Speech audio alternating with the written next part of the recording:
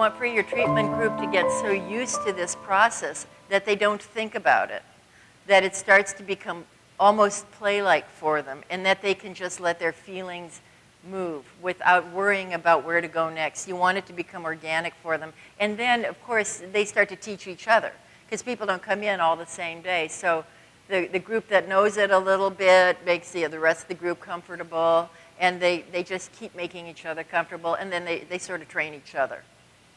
So that's why don't worry about using a lot of floor checks.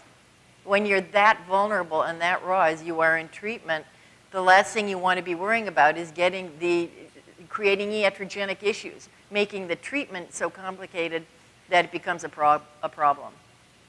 You want this form of treatment you want to disappear and let the client move through it without having to think about it too much.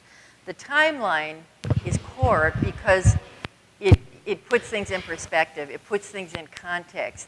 The things that emerge most commonly on the timeline are reenactment dynamics and clustering of trauma. That's what people come out with usually is, gosh, I didn't realize that this trauma led to this, led to this, led to this. That these early problems fueled my use and abuse and dysfunction later on in life.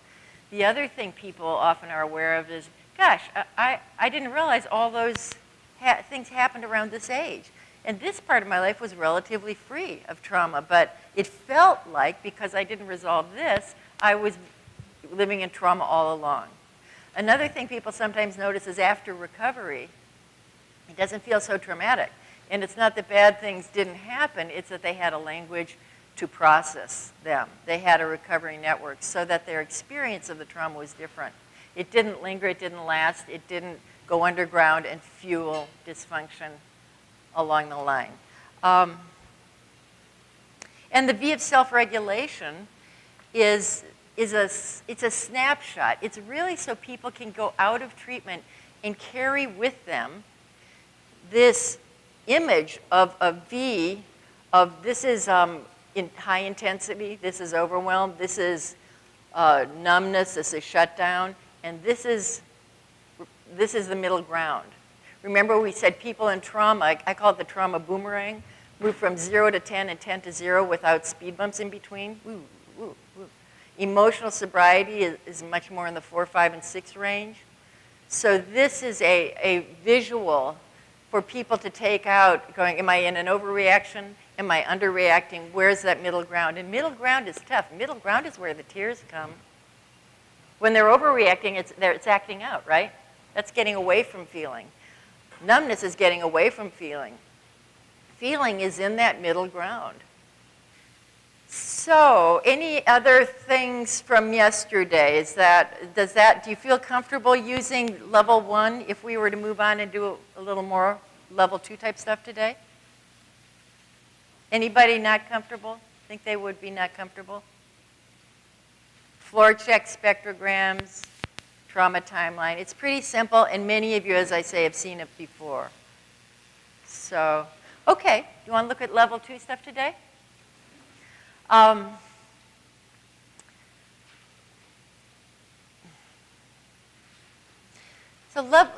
think we'll do a warm-up first, but I'll give you a little talk about what it is, and then we'll do it. Well, let's do it on the spectrogram. I'll show you how to use a spectrogram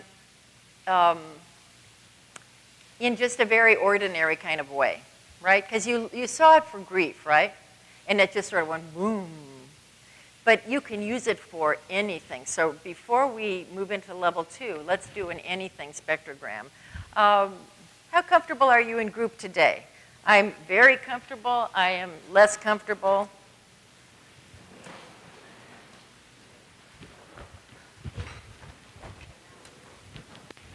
Okay, a sense about why you're standing where you're standing? I'm Lori. I'm at 75 today. I feel comfortable with the group. I didn't come in a group, and I noticed people are sort of clustered yesterday, but since we did the work, I feel a little more connected. But I'm also a little distracted because I found out last night something is going on at home. So I need to be pulled into this space a little more. So I'm at 75. I'm Joya. I think I'm at almost 80, and I feel really comfortable with the psychodrama. I love doing the work, and I'm not entirely 100% because I'm here with my work team, and so I have some stuff around that. I'm Paul. I was putting myself at about 85% with the work that was done yesterday. A lot of trust and warmth in here, but also it's I'm here. I'm working, so it's like okay, so a little bit of apprehension about fully diving into everything. I'm Elizabeth. I just have a long warm-up anyway, so day 2 is always better for me, and it's just really warming to see everyone's faces the second day, and I'm also excited about getting to a level 2. My name is Cindy, and I guess I'm at 99% very comfortable today with the group because of the emotional integrity, the safety that I feel, because I need to, and I've been really warmly welcomed, much the same because I came from another place. I kind of felt like I was coming in behind some of the groups of people here in terms of connection, but the openness and the emotional honesty just pulled me right in and made me real excited about today. Should we do another question? Okay. Oh, did you want to say something before? Please. Connie? So I'm Connie. I'm at about 25, and I went home also on fire last night. I was so excited. The reason I'm here is I'm really anxious about getting to the airport. So this is all new to me. So maybe at the break, I'm going to LaGuardia. Just at lunch, if somebody can help me out, I would be grateful. Hi, I'm Margot. I'm here at probably about 45, maybe 40. I have been in process since yesterday. I came here for professional reasons, and so much learning came up yesterday. Thanks to you, Tia, and actually the holding of everybody in the group. And I feel like I came to zero, and I just am looking at my life through a whole different lens. So I'm here because there's excitement and fear, and I haven't connected with you all, and I'm hoping that happens today. Okay, next question. How comfortable are you with each other? I'm very comfortable. I'm 0 comfortable. I'm 50% comfortable. Kenneth? Yeah, I feel much more comfortable than I did yesterday with the people that I met because of everything that was done yesterday, the emotions that were shared, and the bonding.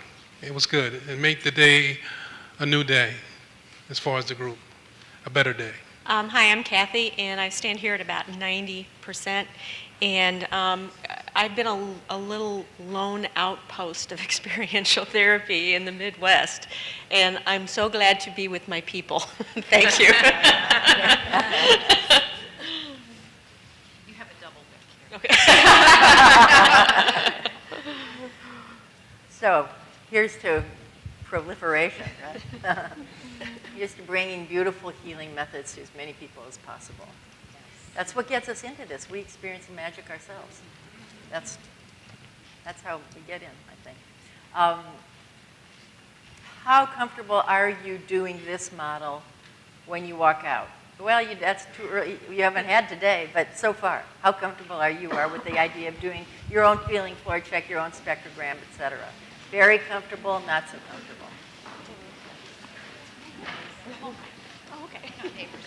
I'm Elizabeth, and I'm at about 25%. I think I held myself back a little bit yesterday. I spoke up a few times, but I'm also here with colleagues, and it feels like opening up in that way and then going back to a professional setting, I'm not sure.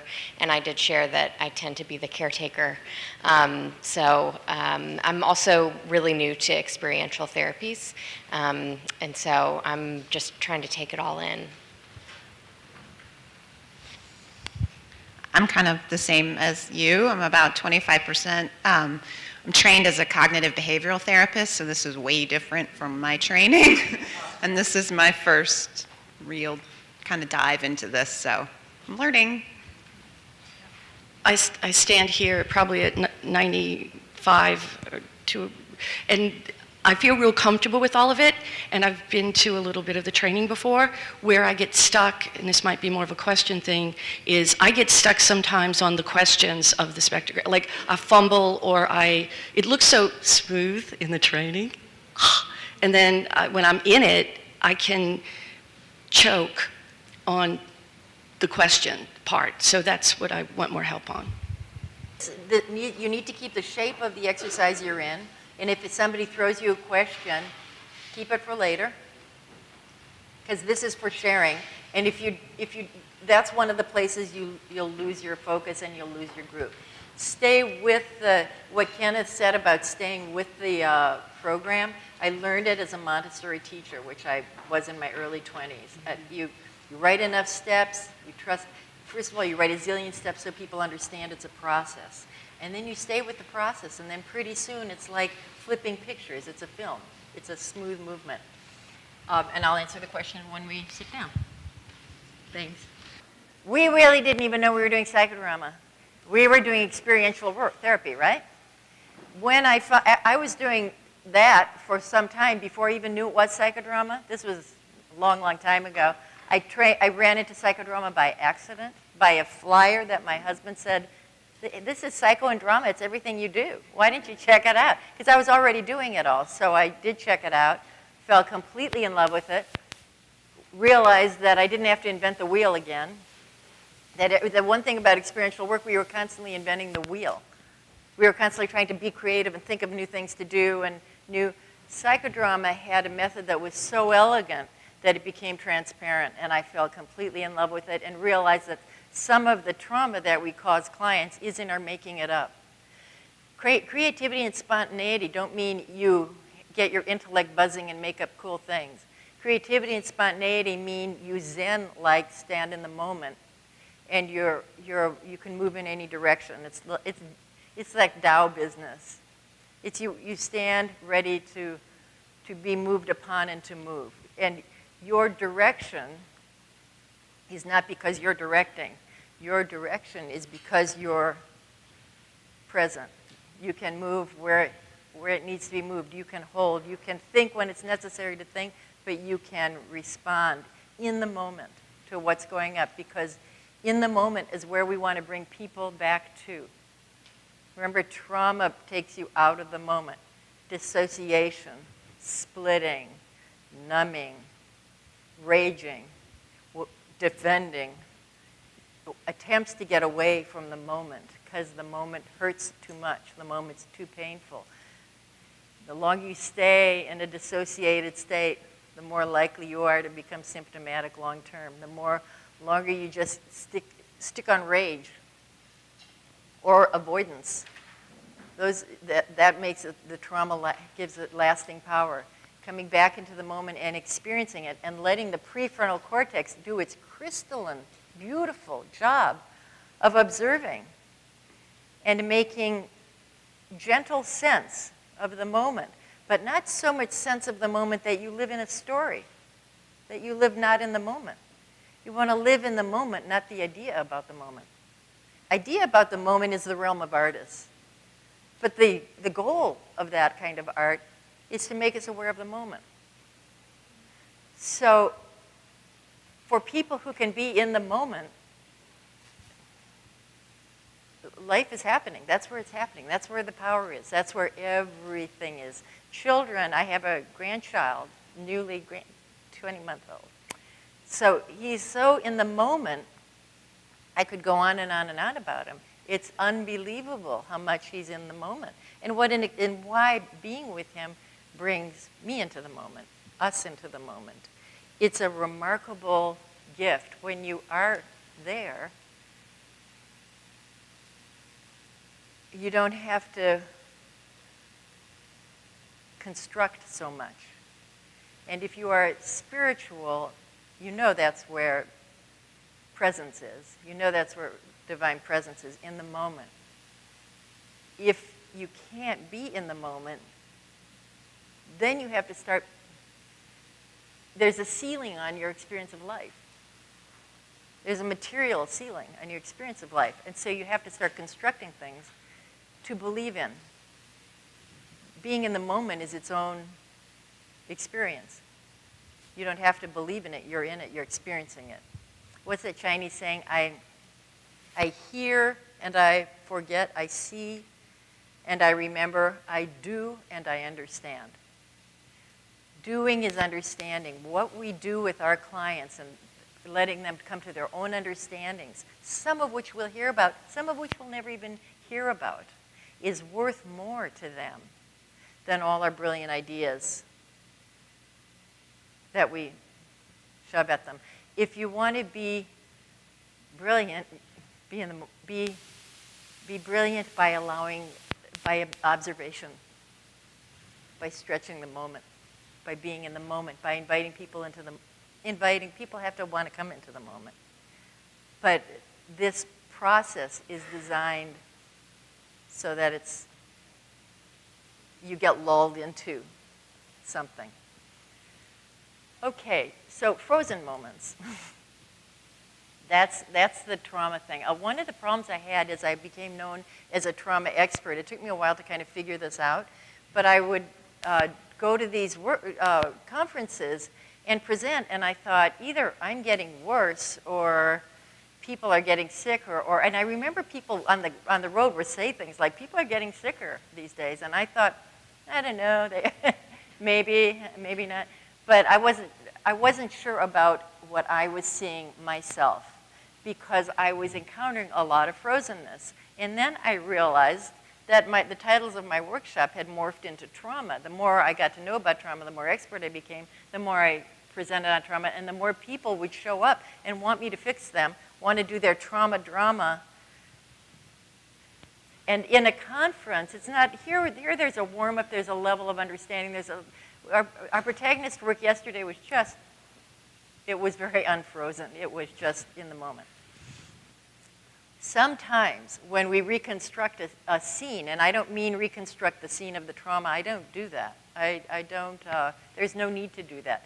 Once in a blue moon, if a protagonist is on board for that. Generally speaking, you can talk to the part of yourself that froze, the sky that you remember.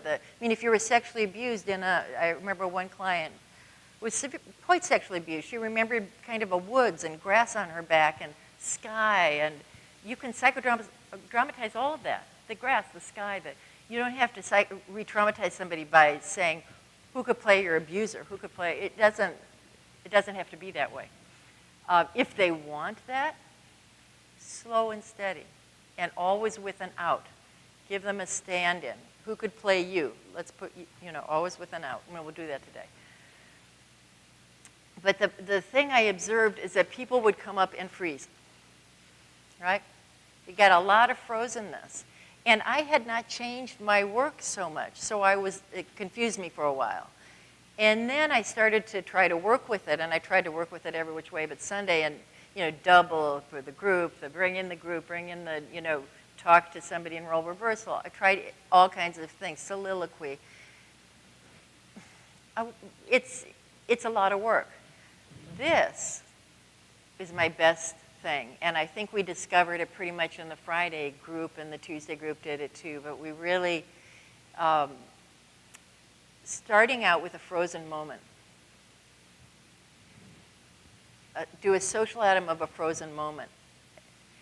That's what we're going to do now. The reason it is easier is because somebody doesn't psychodramatize something that was frightening to them anyway and then stand up in it and freeze all over again. They come in as the orchestrator. They come in charge of their own moment. It's really different, right? They come in and they say, this is where I froze, and the subtext is, this is where I'm going to unfreeze. Me. Not, why are you telling me that? Why are they doubling that? That's not so good. That doesn't sound like it. I think that's transference. When I heard so-and-so say that, I don't like it. There are a million places to get lost. Once you're frozen, and you feel like you got suddenly frozen, all your defenses engage, right? So you want to get underneath that and not put clients in places where all the defenses are just going to engage. And there again, psychoeducational. Why do I, as a director, have to figure out where they froze? They know it.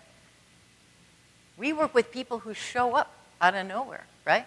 We're in the addictions world. They come into our doors. We've never met them. We have to rely on their own self-understanding. And we don't want to create more codependency by telling them who they are and what they should be. I'm not saying that in the lectures we don't set out maps. We set out a ton of maps. But we also want to awaken the guru within them. We want to awaken the inner teacher and send them out with that. My daughter went to a Sacred Heart school, and there was a very beautiful sister in charge, and she said, we don't try to send out, finish girls off. We want to send out people well begun. And if you knew this woman, and you knew the love she put into beginning these children well, and that's the love we put into our clients. We want to help them to be people well begun so they can learn a language and understand something and heal themselves, because we will not be there. The same way as we can't cross our street with our children. I remember one mommy said, when you cross the street, you just picture mommy standing right next to you. And that touched me so much, because we all want to do that. My daughter crossed the street before I ever knew she did. They changed the bus route, and unimaginably did not tell me, the parent, that they were changing. She was dropped off right in front of my apartment door, and she would come right upstairs. It was easy, right? It was dependable. Suddenly, I looked out the window and I saw her crossing the street one day, and I choked. And I went running downstairs and I said, Marina, what happened? She said, oh, they changed the bus route. And I said, trying to stay composed, so how long have you been crossing the street? Oh, I got to know, a couple weeks. And in a parent's mind, this is like enormous, And I said, how did you do it? And she said, I just looked for somebody who looked like they knew how to cross the street. And I just went with them. And she was so successful at it that she wasn't a kid who was hiding from me. She'd have told me, but she did it herself. She did it herself. And at every stage, we want to do it ourselves. And we don't want to rob anybody of that honor and privilege. Little Friso, my grandson, my husband got him a police car for Christmas that goes woo, woo, woo. And immediately, of course, the battery broke. So I'm worried the battery broke. We keep it at our house because his parents, it's too noisy. But I was babysitting with him, and he wanted to do the screwdriver because he saw Granddad do the screwdriver. So I gave him the screwdriver, and it was the wrong screwdriver. He couldn't get the screw to turn. But he insisted only on using this screwdriver. So I kept getting him other ones. He didn't want them, and I thought, oh, he's going to have a negative experience, because the screw, my preconceived idea that the screw had to undo in order for him to have an experience, was there. Not at all. I stayed in the moment, and I took Bunny, and Bunny and I watched.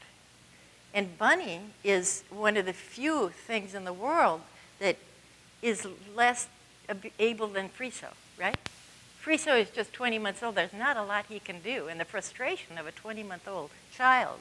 But Friso sat like a little prince with his screwdriver, and he went like this for 25 minutes. The motion of the screwdriver and the glory of being admired by Bunny. 25 minutes.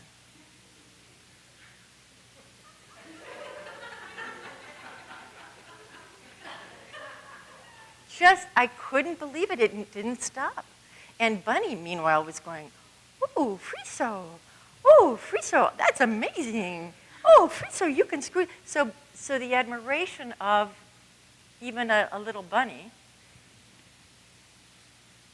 and my letting go of my preconception of how it had to go. And he was so proud of himself and what he accomplished. And it wasn't what I thought he should accomplish, but the next few days, Bunny is like this. And the next few days, he kept trying to pull Bunny's sleeves up. And what you've got, you just keep a child happy, so you see they're trying to do that. And then I realized he was trying to free up Bunny's hands. So Bunny could maybe have such a marvelous experience as being able to do this. So the associations had all been made. For him, he was doing something very useful. And he was so good at it that even he was sensitive to Bunny's inability maybe to free up his hands, right? So with our clients, we let go of our preconceived ideas. We stay in the moment with them. We try to understand what is big for them. And we expand that. And then we look at roles in their world, and we support that. Do you like to paint? Paint. Do you like to get this for your creative spirit going? Dance. Take photographs. Get yourself going. Play golf. Whatever it is, develop all these new habits, these new beautiful habits. Get into your 12-step programs. We have a field that is loaded with supports. Other fields do insane things like tell people they can medicate them and come and see them next week for 50 minutes, and that's what's going to get them better. You wait, you hold on to your anxiety, you hold on to your fear, you hold on to your terror for another week, and in 50 minutes we'll look. No. To get better, we need everything. We need new habits, we need new hobbies, we need new relationships, we need places we can go 24/7, like 12-step rooms. We need not just the intellectual insight. Somebody can't just say, you get better and this is how you get better. People, the little bit that is experienced directly is worth so much more to our clients.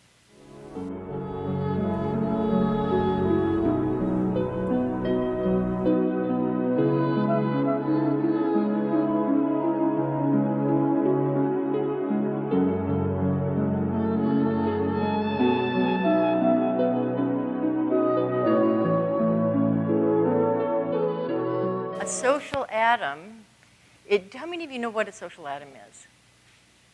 Okay, so we'll do some. Social atoms are they're part of sociometry. They're marvelous. The Living Stage has examples, a lot of examples of social atoms. Please consult the Living Stage. That's where you'll get a good write-up on social atoms. But essentially, take a piece of paper.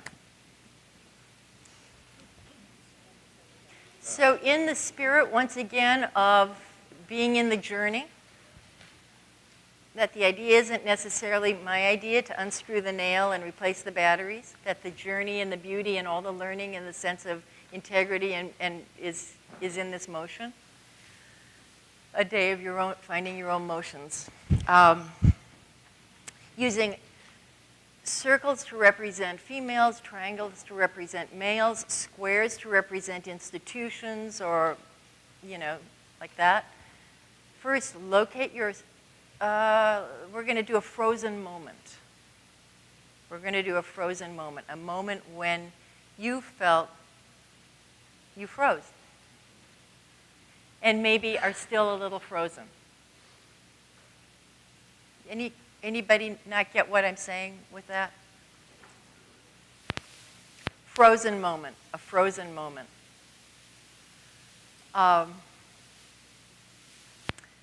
if I didn't answer a question from the spectrogram, ask it again later, please. I can't recollect it and I don't want to backtrack, but I remember there might have been a question. So just keep it in mind and ask it to me again, please.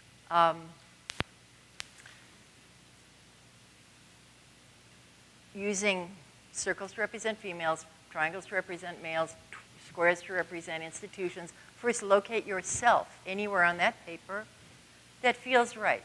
If you're in the center and big, be in the center and big. If you're little and at the corner, be in little. If you're somewhere in the middle, put yourself wherever you are. Locate yourself. And then locate the significant relationships or institutions, whatever distance or closeness they are to you, and whatever size relationship they are to you. If they're large and distant, make them large and distant. If they're small and close, make them small and close. If they're blah, blah, blah, blah, blah. I don't want to give more instructions because the rest is your spontaneity and creativity. Kind of the way you shared your timeline like that so we can all look. Okay. And when you do that, you could share it in one of two ways. You can share it from yourself today. This is me when I was, you know. Or you can reverse roles with yourself at the time. If you're young, you could say, if it were me, I would say, my name's Tian, I'm 8 years old, here's my papa, here, you know, that kind of thing. So either from the present or reverse roles and share from the past. So this is my social atom frozen moment. I'm Joya. And this is a moment when I was in a new job in like the late 90s, and I wasn't doing a very good job, and so I had to go speak with my boss, this man, whose name I can't remember, and I met with him more than once, and every time I would meet with him, I just got like completely flooded with shame and just felt horrible and was crying. And I felt extremely vulnerable crying in front of this boss. And he wasn't very nice, I didn't think. And thankfully, eventually, I didn't have to meet with him anymore, but I just remember feeling super vulnerable and frozen and like I couldn't escape. And all I could do was cry. Okay. We'll share a couple, and let's get And I put the little box around it because Yeah, I thought it hold was that the up. institution. There's a box around it because it's, Within the institution of the place where I worked. and it's tiny, and on the bottom of the page, the whole experience is very contained and very encapsulated. Yeah. Okay. Yes. I feel like I have to share because I'm like shaking and my heart's racing, and even before I started drawing, my heart started racing. And so mine is a frozen moment from 2.5 years ago when I was working at a suicide hotline. And I had a caller that was, his sister called first. So I'm here, and the caller's sister is over here. The organization is big and far away from me because I was within 90 days of starting, and still very new to being on the phone instead of in front of someone. And the caller said that her brother had called to say goodbye, essentially. And she gave me his name and his phone number, and I called him, and I hadn't gotten an address, and he wouldn't tell me where he was. And so I have the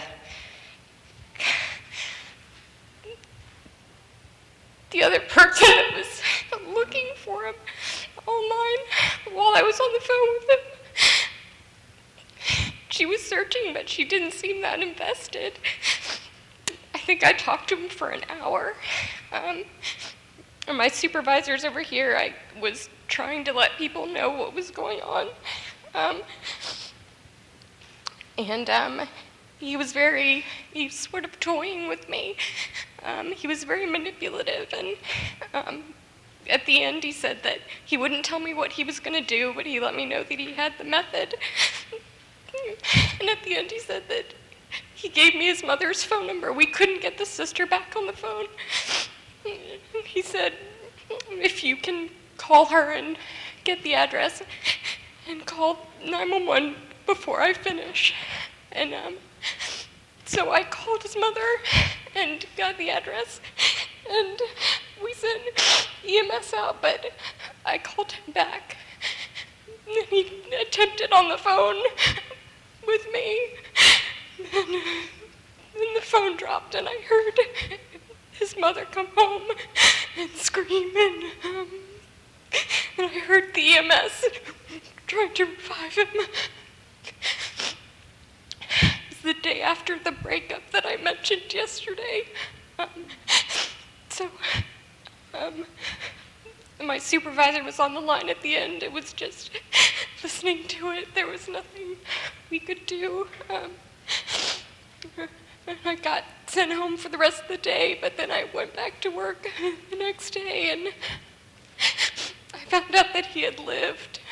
But he said, I read the note, and it just said, you can put me in the hospital, but I'm just going to do it again as soon as you let me out. So it was just thinking about that, I didn't expect to react like this.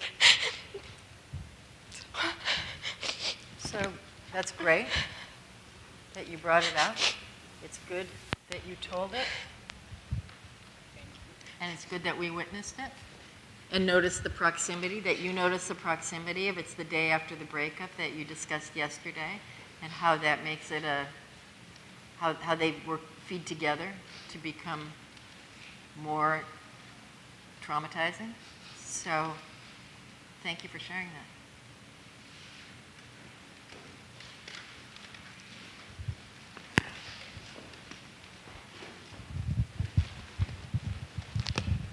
Hi. This memory just came to me 3 years ago with some emotion, so I know it was frozen. That's my mother. That's my mother. That's me. And Let her hold that for you, Lori, so we can. okay. That's my mother. That's my little brother. That's me. And that's my father over there and my other brother. And this moment is, I used to be able to tell the story with no feelings. This is every night my mother screaming at me, screaming up to the room and waking up in the middle of the night. And I could tell you the story, but I never had any emotion with it. Like going to school exhausted and just all these negative things. And 3 years ago something happened and that all this came out. So I know it was frozen. And did you notice your voice? I don't know if it had to do with my taking it out of your hand or if it was just dropping back. I could feel some change in my body right now. Yeah. So what did you want to say as a little girl that you didn't get a chance to say? I was trying to avoid that, but I'm shaking. That's all right. We don't have to do the whole social Adam. No, it was, I was so, as this little girl, my nickname was Rainy. As Rainy, I could feel how scary that was in that bed. Yeah. Well, so first of all, would you like to step out of the bed? Are you frozen inside the bed? I'm not frozen. I can feel my body. Yeah, but I mean, did you get out of the bed? Oh, yeah. Let me get out of the bed. Can I get out of the bed? Yeah, get out of the bed. All right. And just say what you wanted to say then. Just be the little That feels girl good. Yeah. Just a sentence or two. I don't have to lay in this bed fearful. I can take care of myself today. I actually stepped over here and I feel no shaking. And what do you want to say to yourself in the bed? Well, I have a lot of compassion for you in the bed, and I'm glad that, well, I don't know, I'm not sure, but because I'm so grateful that you're not in the bed anymore. Okay. I'm out here. I'm out here. You're here with me. Yeah. Yeah. Okay. Thank you. Mine is from June of this year, and I'm in the middle, kind of small, and this is my sister who's real big, and it was at a family event, and it's all the fractures of my family and how they move back and forth, but it was a surprise birthday party for my 30-year-old nephew, who's also my godchild, so I wouldn't have missed it. There's things that I don't go to, but I wouldn't have missed it. And my niece that's here, that won't connect with me anymore. That's her mother. It's my only sister. So I was at this event, and I was telling everybody goodbye, and it's New Orleans, and we're real touchy and Italian, Irish crazy, and so everybody's sitting there outside of this venue that we're at, and they're all sitting down, and I'm going goodbye, goodbye, kissing goodbye, goodbye, goodbye, and I know my sister has issues with me, and it's been very difficult. We were very close until 12 years ago, and it's a long story because I don't know what happened. But I get to my sister, and we called each other sister our whole life. So I call her sister, and I said, and I knew better than to kiss her or touch her, but I said, goodbye, sister. And when I did, she stood up and said, I don't have a sister. And I looked at her, and I just froze, and she said, I don't have a sister. My name is Jay. And I went, and I just froze, and I didn't know what to do, and I was with my brother I had to bring my brother home, my little brother who had had a stroke, so I couldn't just run, I would have ran. Literally, I would have just went, okay, and just run. But because I had to take my brother who's disabled home, I couldn't run. I had to wait for him to move slowly and get it together. So it was like, oh my God. And I stood there, and so I didn't realize until this exercise. Well, I did. This is what came up for me. Because of that frozenness, I was too scared to call my niece here because I didn't want to feel that not belonging.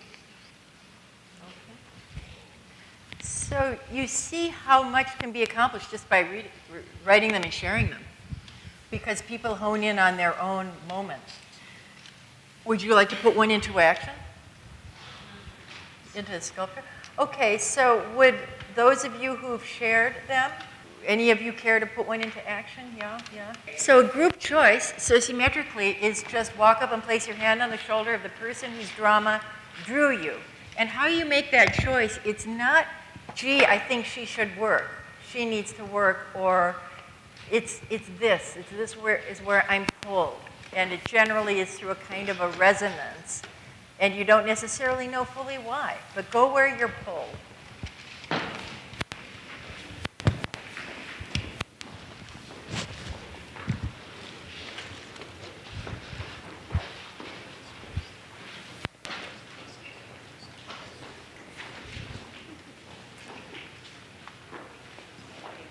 Okay, sociometrically speaking, this is a lovely configuration. Everybody who put themselves out has a lot of support. This one looks like the most choices. Am I counting right? Yeah, I'm counting right. Is that, count up please everybody, but I think that's right, yeah. So we will start here, yeah? And oftentimes, I'm not going to do it now because you're so warmed up and ready to roll. But oftentimes I give a moment for people who chose the person to share with them. And that way, actually, you get a whole bunch of, do you want to do that for like a few minutes? Okay, share with the person you chose why you chose them. Not for that long, and you'll just get a little sharing and you'll still be ready to go on this. Okay.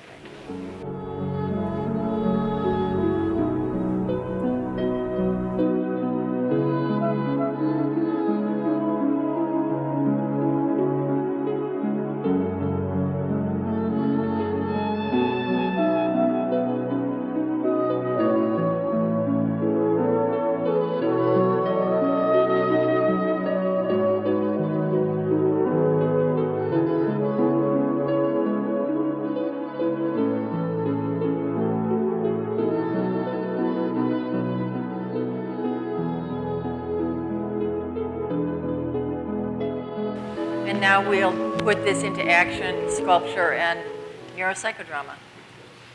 So may I see your social, Adam?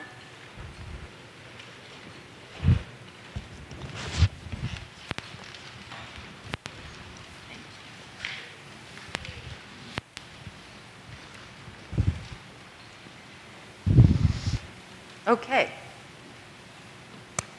So this is the call social atom. Okay. BHL is the institution? Yes. Who could play the institution? Would you play the institution? Thank you. Who could play the caller?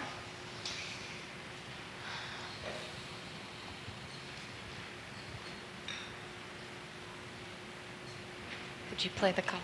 Thank you. Who could play the caller's sister?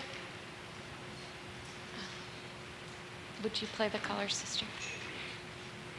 The caller's mother? Would you play the caller's mother? Thank you. And the supervisor? Would you play the supervisor? Thank you. And can you place them on the stage according to their placement on this page? I think you all the way over by the screen.